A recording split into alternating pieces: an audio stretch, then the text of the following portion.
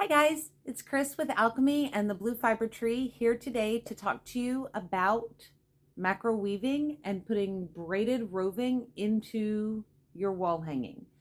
For this project, you need to make sure that when you are going to do sumac or braided roving into a project, you want to make sure that you have like what we would refer to in weaving as your warp. You want to make sure you have a taut warp. You need a top and a bottom. If this was just dangling like the bottom of the piece and it didn't have a bottom section, your cords would move around and the braided roving that you're putting in there wouldn't hold and it would slide and you would really, really hate yourself. So, highly suggest you make sure that whatever you're putting in has a top and a bottom and you're taut. You don't have to do this, which at the top of this, I did a horizontal clove hitch across the top of my work. I latched on with a reverse lark's head so you don't see the bump from the actual lark's head above that. And then I did diagonal clove hitches in two different sections. And my roving is attacking my shear thing here. Just so that we have something to weave around. But again, my cords are pretty taut, able to still move, not so tight that they don't move. The first technique I'm going to show you is the Sumac version of braided roving. The second one is my way of doing it, which actually some of you who weave will notice it's very similar to a hem stitch. And both will produce a braided roving within your wall hanging. I hope you enjoy the how-to. Please leave your comments below. Subscribe and like to our YouTube channel, The Blue Fiber Tree. I hope everybody has a great day. Hold on just one moment. Let me get the camera switched. Okay, guys. The very first thing that we're going to do, again, when you're doing a macrowave project where you're going to introduce sumac or braided roving, you want to make sure that you have a top and a bottom where your warp cords are, they can be curved warp cords, as in we go straight to curve. They just have to be taut. Okay, they got to be not tight. They have to be movable, but there has to be a top and a bottom so that your roving that you're putting in just doesn't keep sliding out the bottom of your project. You want to have something to anchor to. For this one, for the Sumac version, I am using a, what is this? This is Falkland. It's a little fluffy. It's not as sheddy and airy as, say, an alpaca roving or something that has a lot of mulberry silk that's light and airy, because as you're going through your cordings, it can shed. Now, as it sheds, like obviously you can use tape, get it off of your work, but also you can use like the end of a, I don't know if you've ever seen a pick comb with the little silver ends. You can use that with a very, very, very light, and I say very light, hairspray, and softly smooth those pieces. You can use a mister, like a spray bottle with just water, or you can mix a tiny, tiny, tiny drop of starch, liquid starch, with a bottle of water and just smooth your roving after you're done if you need to. So I have the roving. I have taped off both ends just for ease of use for gripping, but also so I can tuck ends in later. For this project, we're going to go around 4 cords because I really want you to be able to see what we're doing, okay? I'm going to start by kind of locking a little piece in like so, if I can get my little fingers working. There we go. I'm just going to lock that little end in, and it'll become hidden because I'm going to drop it back behind that, and we're just going to kind of pretend he doesn't exist, but it's how I can lock in that stuff. All right, so we've locked that in, kind of came around 2 cords and around the outside. So for the first section, we're going to pick our 4 cords, we're going to come down, and we're going to take our end, go around and behind that fourth cord, and pull that long bad boy of roving all the way through. Now I will say for this, I did take my piece of roving and I split it in half because it's so bulky. There's so much bulk that by the time on this size of a project, by the time we got the roving on there, it would have taken up this whole section of my macroweave, and that might not be the look that I'm going for. So you can always take whatever roving you're using and split it down to smaller pieces to create whatever look you're going for. So after this is wrapped around, you're going to snug it down. Okay, and you can see my section goes from up in the left and it's going to go down to the right. So that always the cord that you wrapped around is your first cord of your next 4. So then we go 4. All right. So we're going to take our end, wrap around, and we're going to pull through. And try not to get your fingers caught on your roving, because then you split your roving and things will go everywhere. So, and as you're working, you're going to see your roving may twist. Just straighten it out before you pull it tight. Pull it up, and then you're going to slide down. And you can see, like already, the first bottom row of the braid that it's creating, and the piece that I tucked in underneath and hid, we can't see it at all. So I've already locked in that beginning end of my braid. Again, the one we wrap around is 1, 2, 3, and 4. Some people will only go around 2 cords, some go around 6. It's really up to you as to how big of a braid or not that you want in your piece. All right, so I wrapped around my cord. I pulled it kind of tight without like making it super tight. And then I just snug my work down, and it's hitting against that diagonal clove hitch that I have at the bottom of that section.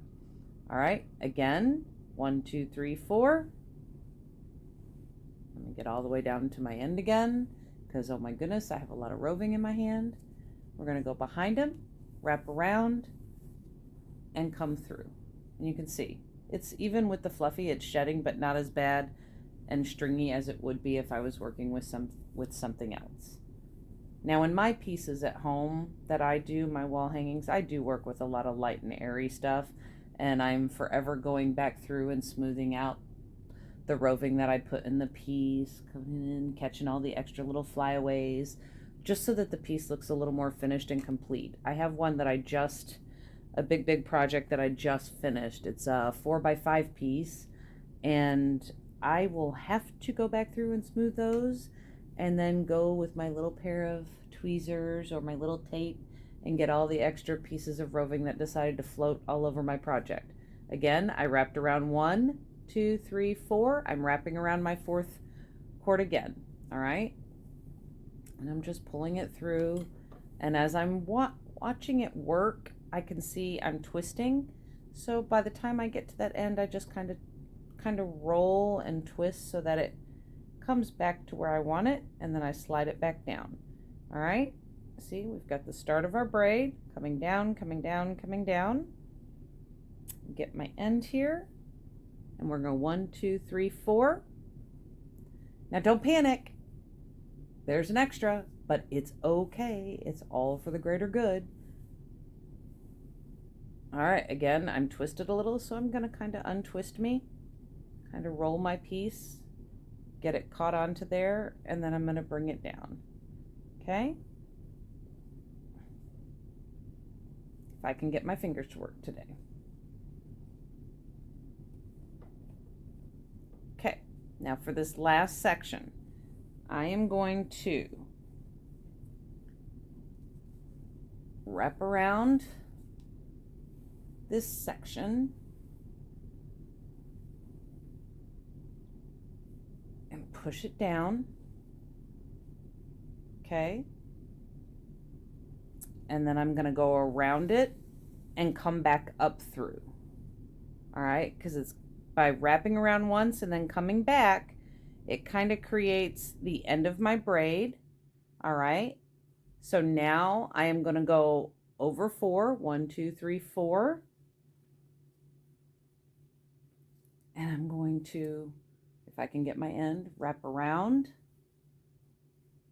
and pull it through.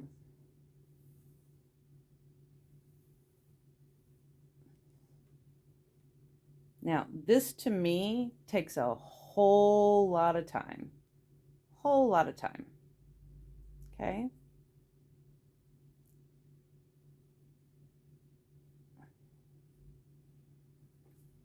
I personally like my other way of doing this. 1, 2, 3. Don't let your cords get twisted like I almost did. 4. Wrap around and come back. The way that I do it, it really looks very similar to a hem stitch, and it's easy. It's so easy, and to me takes half the time, and I get pretty much the same look, and I actually feel like mine looks better, but not better than, I mean, there's some people that have been doing this for years and they're amazing. I am relatively new to the whole macro weave world. I am been weaving for 6 years almost, but the macro weave, yeah, that's new to me. All right, again, we wrapped around, so that was 1, 2, 3, 4. Now you'll see as these cords don't get wrapped around, they drop behind, and they can have a tendency to cross over.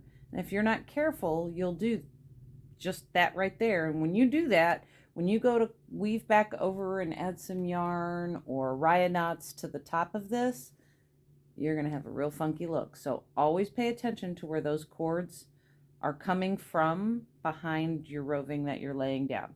So we wrapped around 1, 2, 3, 4. We'll come in and bring this up and around. And again, as we go, bring it down, snug it in. That creates 1, 2, 3, 4. Now the best part is when we come to the end of this. All right, we got 1, 2, 3, 4. We are going to wrap around this last piece, but instead of coming over, we're going to go under.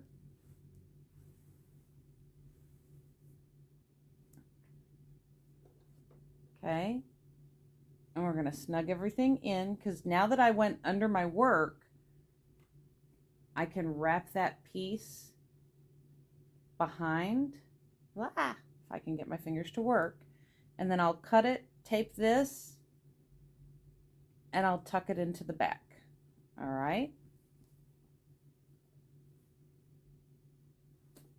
So again, we have the braids are coming in, and now when you go to do anything above this, you know, even if you're coming in your regular weaving, as you pull that down, you know, the next section, it tightens that braid up for you. And as you fill in the place above it, everything kind of becomes more solidified, I guess is the best way to word that. Okay, I am not going to cut this and tuck this in because I'm going to use that roving for something later. So I'm going to just lift it up out of my way so that we can then come in right here.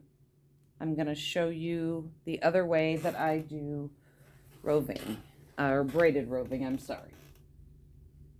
I'm just grabbing my roving. All right, for this I am using, this is great. I love this stuff.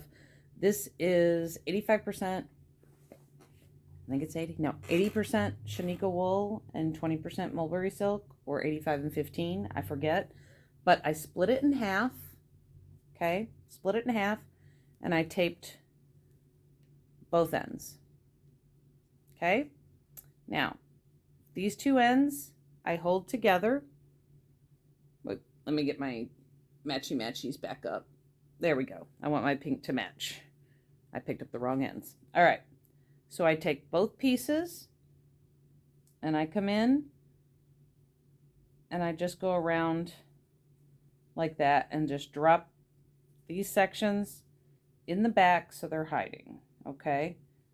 Under a couple, and then just let them hide and drop. Grab my two ends together. Now what you want to make sure is that the way these are coming this way, you want to keep this on top and that one on bottom through your whole piece. All right. I take these two guys, and again, we're going to go over 4. We're still going to go over 4. 1, 2, 3, 4. I'm going to come up and around that one. Okay, I'm going to go behind number 4, and I'm going to bring my 2 taped pieces through the center where those 2 pieces split originally. And I got to be careful. Give me 1 second here because I did not lock those in appropriately. So I'm going to go over, under. There we go. All right. Sorry about that. There we go. So let's get it together here, Kris. It's been a long day. We did other filming for the blue fiber tree today, and I'm so tired, and I didn't have enough Dunkin' Donuts coffee yet today. All right. So I have my 4. I'm going to come behind number 4 with these pieces, and I'm going to slide them through, but I'm going to make sure that I go between those 2 pieces that I already did. Okay? And as you bring them in, pull each side little by little, and you just want to make sure that you're staying, the top is the top and the bottom is the bottom and all that. You're going to pull them through.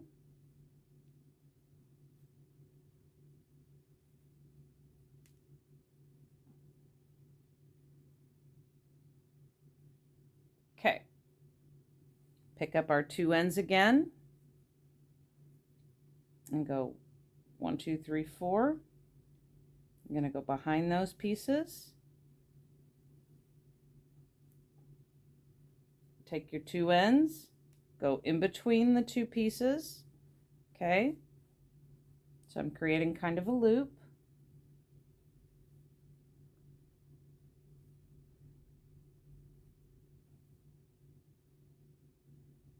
And I create this look. I'll do this look with roving. I do this with yarn, all sorts of stuff. And I just kind of snug each piece in as I go and pull it down. Okay. And I push down. Again, pick up my 2 ends, 1, 2, 3, 4, come around them, behind that 4th one. Make sure I'm not twisted, and I was. Okay, keeping my top one on top, the bottom section on the bottom. I'm going to pull through and then take my taped pieces, come between, and then carefully just tighten each section. It's so much easier if you do it piece by piece. The first couple of stitches when you're doing this, it's a real pain in the dupa, but when you get going, it's awesome. Okay. And for me, it doesn't matter which way you put the braided piece in, as long as whatever you put in is a technique you're comfortable with and you still create the finished look. For me, this creates the finished look for me much easier than the other. Again, behind the 4th cord, bringing my ends through, and I'll just tighten one at a time.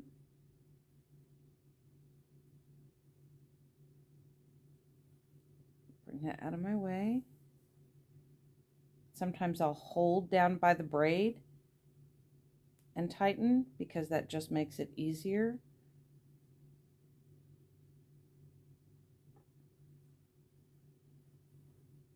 Okay, pick up my taped ends. And you can do it piece by piece, but for me it's easier to do it with all 1, 2, 3, 4. I'm going to sneak in there. I'm holding that cord, and then I'm going to bring through and bring that end through. And then we're going to tighten them up. I'm going to hold down by my piece. Sometimes you got to use your fingers when you get into this little section that's towards the crunchy, tight part of the weave. And you got to hold and pull, and you got to do it little by baby steps. Now, create a braided look, and I still have a section here. So for this, what I would do is I take both of these pieces and I come through that little tiny corner. Thank God roving is squishy, right guys?